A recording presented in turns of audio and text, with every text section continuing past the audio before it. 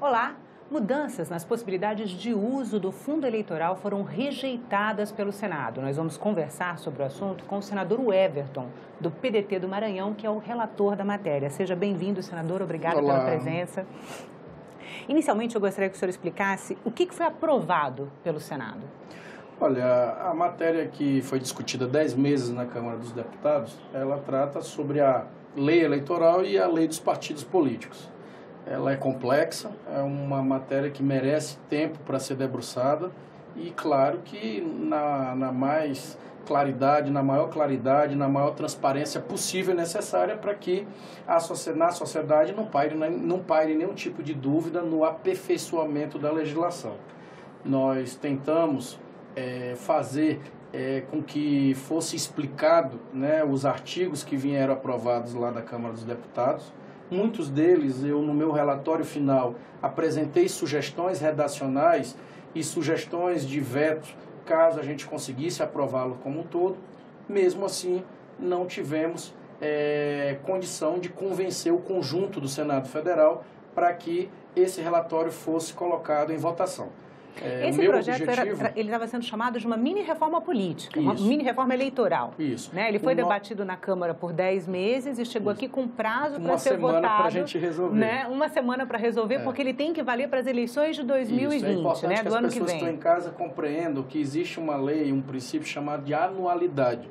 Então, um ano antes da eleição, que tudo que é votado tem que ser um ano antes da eleição para poder vigorar no ano eleitoral. Nós não temos uma legislação ainda harmônica em relação à questão do financiamento das eleições, haja visto que acabou o financiamento de empresas.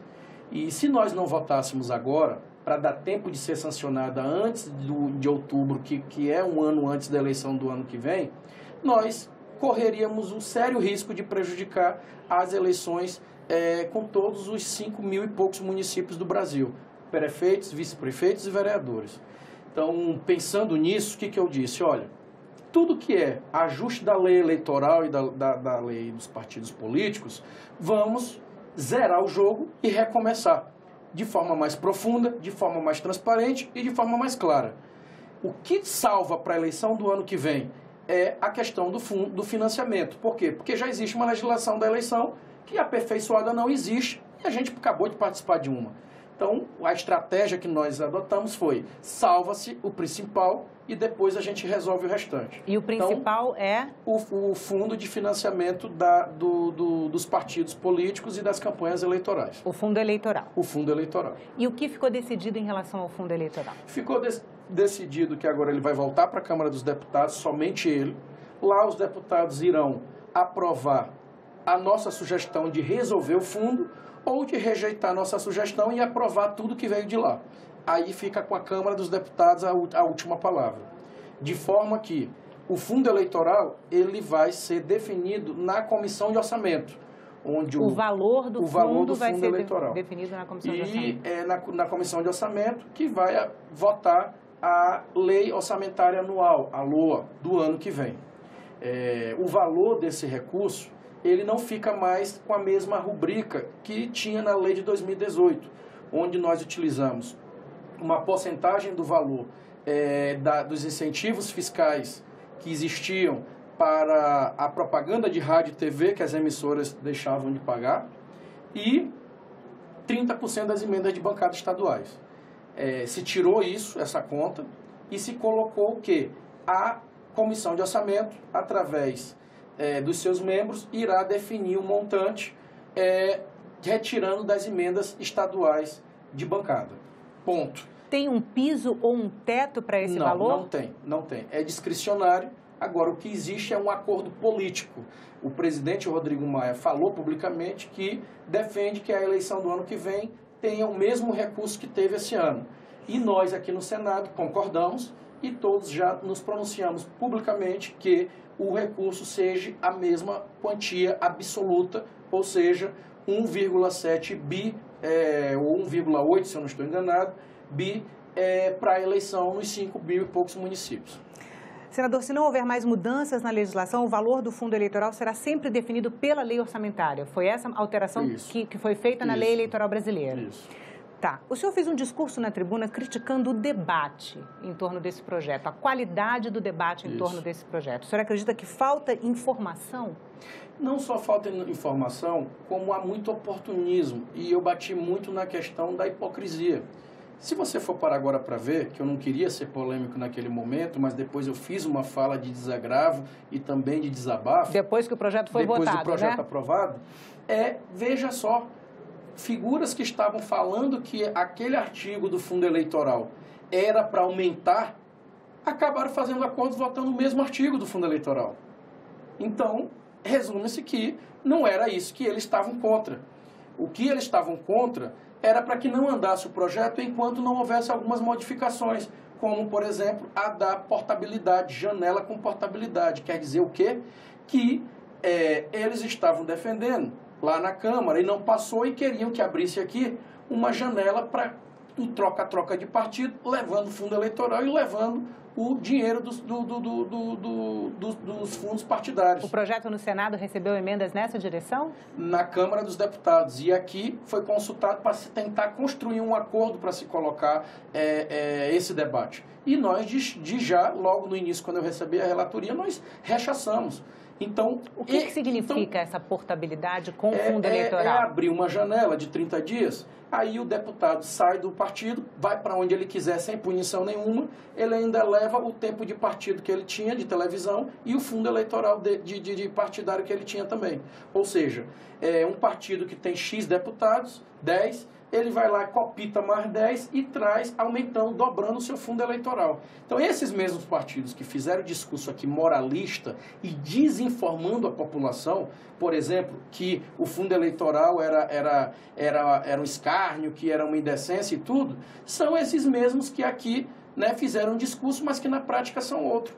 Por exemplo, votaram o fundo eleitoral no jeito que estava logo no primeiro momento.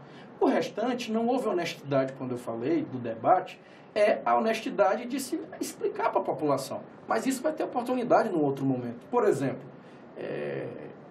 qual é o programa utilizado no Tribunal Superior Eleitoral? Se tirou a obrigatoriedade dos programas e com isso fragilizou a prestação de contas e abriu para a corrupção. Né? Os programas usados para prestação de contas das campanhas eleitorais. Porque ele tem um exclusivo. Uhum. A Receita Federal, ela aceita dezenas de programas, são mais de 50 no Brasil, que os contadores utilizam. E o arquivo é um só para receber os dados.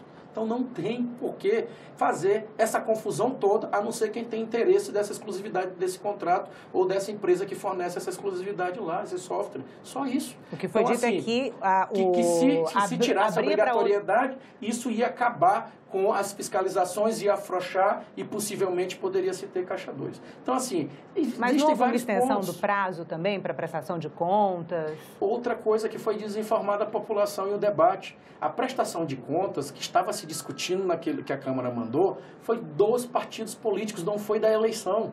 Então, o candidato terminou a eleição, tem 30 dias, tem que prestar conta para ser diplomado. A questão é, todo ano o partido tem que prestar conta até 30 de março. Esse ano não é ano de eleição. O meu partido, todos têm que prestar conta até o dia 30.